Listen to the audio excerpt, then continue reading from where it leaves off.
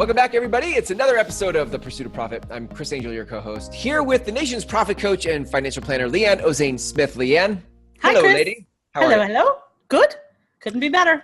Good. This is episode 4 in a 5-part series. So we are dealing with frequently asked questions. And I like this one today because there's, it feels kind of like do I need permission for this to happen? Like, can I really do this? So what is the question that you get? Okay. The question I get is, it's kind of comes with nail tapping and like sometimes nail biting. It's like, are you sure? Yeah. So it's like, are you sure? Are you absolutely sure that I am allowed to take profit off the top? Because I thought that profit was what's left over after I paid bills. That's what I think. That's a fun thing to talk to people about. Right. Like that's actually how I was taught what profit is. It's income minus expense equals profit. Like, yeah, in an accounting class. Yeah, that's true. Right. That's my profit. In a bookkeeper's office, that's true. In the real world with real entrepreneurs and the flow of cash and how things work, in my world, we take profit twice. And that's one thing that people love about the way that their profit plans work is they do it twice, which I have to explain. So, I don't know. I'll pick on myself. Let's just do this. Okay. I can remember with the first business that I started, and I feel like I've shared that story on our podcast where I had like $40,000 of profit, and I remember walking it into my financial planner's office and saying, "Get this invested, get it away from me." Yeah. And it was because at the time that I did that, I had been in business long enough to learn that my business would take and consume every single dollar. Wow. Every single moment of my time and every single resource that I could possibly give it. Like it is this voracious machine. No, it's this voracious monster that just wants to consume everything around it, right? Without regard to anything else. It's your business just takes on a life of its own and it wants to spend all of your money. It's really good. If I can get people to remember that that's true and get agreement, they're nodding. They're like, you're right. That has been my experience. Okay, great. And so when that is the truth, then the business owner's responsibility is to be the person with the armor and the sword that's like hell are you coming through this door and consuming every resource that I have. Because I have been there, Chris, where my business consumes every dollar of profit I made, every dollar of nonprofit that I made, and even some line of credit dollars that got dumped in, right? Like I found that with my first business that it was just out of control because I too, this is why I can talk about this from a place of authenticity, not just because I meet with tons of entrepreneurs, but because I've done this, right? Where all I did was put every dollar that the business made back into the business. But I didn't realize at the time when I was doing that I was actually creating the monster that wanted to destroy me, right? So at some point, I remember consciously thinking, if I don't get some of this money away from my business, then I will have nothing for my business in the case of an emergency. Ooh. And so that's when and at the time it was really fear motivated, like, whoa, I got to do this. But I started to create this muscle back then of, well, wait a minute. Here's how this is going to go. I'm taking money right off the top every single month. And I still do this to this day. I take money right off the top. So if $100,000 comes in, I take 1 to 5% right off the top and I send it away to safety. Here is why. If you go to a buffet and you're in this buffet line and they hand you an entree plate, which is the big ass plate, right? The entree plate. You're going through the buffet. When you go through the buffet, what are you going to do to that plate? Oh man, I'm going to fill that sucker up so big. Yeah, right? So you're going to fill it up completely and you're going to go sit down and you're going to eat it. And then maybe you might go back for seconds with the same entree plate and you will consume way more than you intended to or want to. And you will feel like Templeton in Charlotte's Web rolling out of the fair. Right? Nice reference. Yeah, that takes me back. That's good. Yeah, we were all kids once. Yep.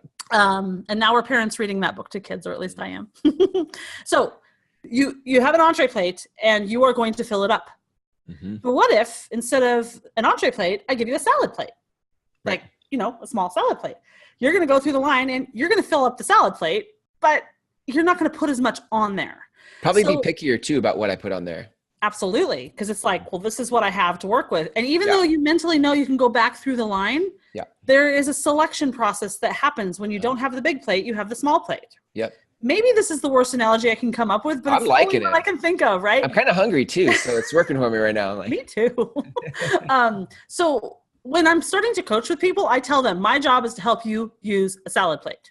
That is my first job. If I can get you to a salad plate, then you're in good shape. So one of the ways that we do that is we force our business to live on less, right? Like we force it. We say, no, you may not consume every resource, my time, my money, my energy. You may not consume it all. And so there are other people far more skilled at teaching you how to protect your time and your energy. That is not my bag, right? I go to coaches for that.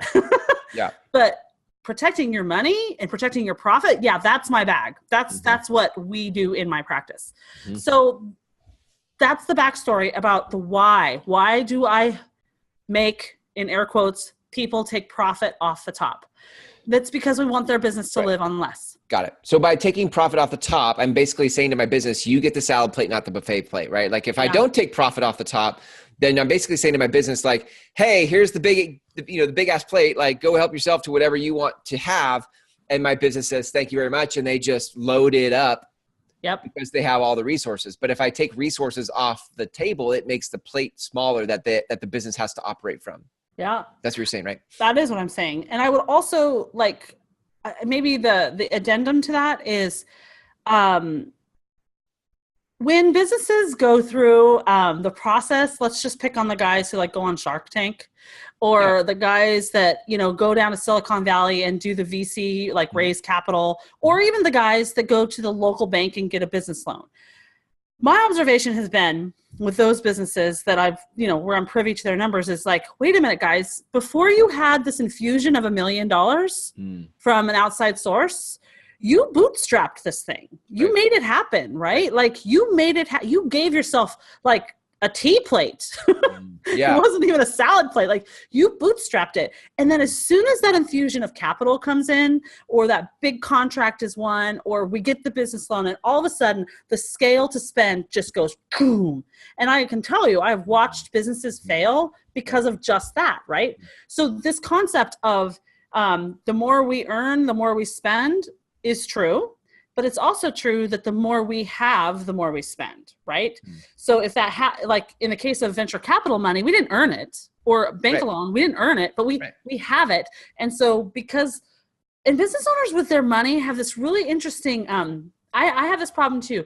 It's like when it's business money, we pay top dollar for everything. We're like, I need those Bose headphones for my things, but we don't even shop around. Like, we're not frugal because we're spending a business's money. And so the point of that is, all of that is that when we have that much money, we will spend it. Or if we put it in the context of, if your business has that much money, it will consume it all, which is goes back to that question last time of, how do I pay myself? Am I allowed to pay myself? So when I'm working with people, we create a mechanism in their profit plan where we grab a certain percentage, and it just is a discipline. That's all it is. We grab a certain percentage off of top line income, and we send it to safety. And what I see people go through is they go through this like emotional anxiety, like, whoa, I'm not comfortable with that. I'm calling it profit, like send it away to profit, because that money is not going to get spent on business expenses. Therefore, it is profit. It will be profit. Yeah, I like so that. We're sending it to safety, far, far away from our everyday operations. And it's there. And what happens is when you create that muscle where you're pushing that profit across the table into somewhere else that's safe, then it takes time. But I watch stress, fear, worry, doubt fall off of people because they know in their subconscious mind that there is a cushion there. And then what happens, because the question is, hey, wait, are you sure I should take profit off the top? Oh, yeah, I'm sure. And by now, everybody listening should be sure as well. because we're ingrained with that thought that profit is what's left over after we've paid our bills. Well, that's traditional accounting, and it doesn't work. This is why 60% of businesses that start fail. They fail over money issues. This is a fixable problem, right? So we send that money to profit. How do we decide the percent that we take off the top? Well, it depends on how brave you are. Okay. When I'm doing profit coaching with people, I quote unquote make them start with 1 to 5%. That's the start. And I don't negotiate. I'm like, that 1%, I have people pick 1% all the time. And when they pick 1%, it's because they literally do not believe that this is possible. They're like, this is impossible. I'm like, it's possible. And then over time, they increase it, right? Yeah. Because we have to get the business serving the business owner instead of the business owner serving the business. So this is one of those mechanisms. Yeah. Like, I like one of your phrases. It's one of those mechanisms with teeth. Oh, right? yeah. Where you like grab it and send it away. Mm-hmm. So that's the how, was 1 to 5%. But I find that as people get sick of their profitless spending account and they make that my favorite phone call, which is they're like, do I have to do this? I'm like, you don't have to do that. You can put that in your profit account. Yeah. So people will put it in their profit account. So here's what ends up happening. We get to the end of a quarter or an end of, most people are on a quarterly, where we just profit goes away. Yeah. And then at the end of a quarter, they can make a business decision. So instead of an entree plate, or instead of this voracious monster that's consuming everything, I'm now empowered to make a business decision. And that business decision is one of two things. First thing that I see people do is I help them make a business decision. So here we have all these dollars sitting here, and it was true legitimate profit because we made sure the business didn't spend it. And now I can make a decision. Maybe I'm going to buy that $6,000 MacBook, right? Mm-hmm. Or maybe I'm going to go to Story Brand Workshop, which is the business decision I just made, right? Right. Like these things, right? Like I made a decision to take a big sum of money and throw it back at my business. But there's also been times that I've been like, I don't want to do that. And I see my clients say, no, I don't want this money going back into my business. I want to use it for something else. Yeah, it's good because then you don't have that perspective. If you don't have that money accruing in an account and growing, and you're just letting the monster eat all your money all the time, every day, it never grows. So, a penny here today, who cares? A penny there tomorrow, who cares? But at the end of a quarter, and you're like, whoa, there's thousands of dollars just in the account. All of a sudden you're like, what? No, I'm not going to just let that go wherever. Exactly. Feels different. My favorite strategy to do is when I can, and people let me talk them into it. Yeah. I tell them, hold on. Just hold on, keep it there. And then we take that profit account and we plow it into their simple IRA or their IRA so that they get every single dollar of that saved for long-term money and create passive income for their future and get a dollar for dollar tax deduction for those dollars that were invested. So see, I've said this a couple times now, but that's the whole strategy or the benefit of having a profit coach who's also a financial planner, because you get how to move money in ways that you get bigger returns than just dollar for dollar. Yeah. It's what we want to help people with. Smart. So good. That's the answer to the question. Are you sure we should take profit off the top? Yes. Do it. Yeah. Do it now. Don't wait. I'm excited. I'm excited to do that now. I want to do that now. Yes, it's great. I think as this is the fourth in a series of 5 episodes, and I feel like as we've gone through it, I'm not just more encouraged. I actually feel like I'm more equipped, like I'm more emboldened to do some of the things that I put off simply because they sound annoying. Like to print off my bank statements and take highlighters and to do different things just sounds annoying. But on the other side of, I could have thousands of dollars in an account that I get to decide where it goes. It could go into an IRA account. It could go into different things for passive income and tax benefits. And like all of a sudden I'm like, oh my God, this is awesome. This is like the way to win the game. Like this is strategy. This is like awesome. This is empowering. Yep. So cool. People don't want to do it. Well, and I think what's different is that, and we've known each other for years. Yeah. Going on a decade, maybe more. But I feel like So we've had conversations like this, but there's something about going through this series of these 5, when we're in 4, but these questions that we're just digging into some of the details of it. And I'm getting like a little fired up about the process, because it's in the process that I feel like I'm winning. If the process doesn't feel like I'm winning, then I don't want to keep doing the process. Right. But if I'm doing a process where I feel like I'm winning, then I'm like, yes, for so long I've had this as this complicated thing, but it's actually not that complicated. I just need to do it. And that's why you hire coaches, is because coaches actually hold your hand to go through it. Yep. Right.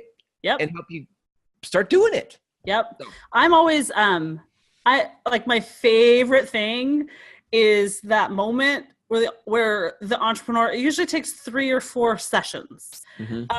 There is such an outpouring of gratitude. Like, I couldn't have done this. I wouldn't have done this without you walking me through this process. And now I get it. The plan is clear to me. I own it. It's mine. And it's like gratitude. Like, this is an area I was so stuck. And it was holding me back in my business. And now I'm done with that. And that's the breakthrough. That's the reason I do this. Like, I could just go be a financial planner. Come on. I'm good at that. But I just love that breakthrough moment because I love entrepreneurs. And if you don't get that moment, then you're going to stay with this awful beast in your background, consuming all of your time, all of your money, and all of your energy. And I think the people who take risks and start businesses deserve better than that. And their families deserve a lot better than that. So. It's good. I love it. It's a great episode, Leanne. If people want to learn more about your profit coaching and how to start this process with you, where can they go?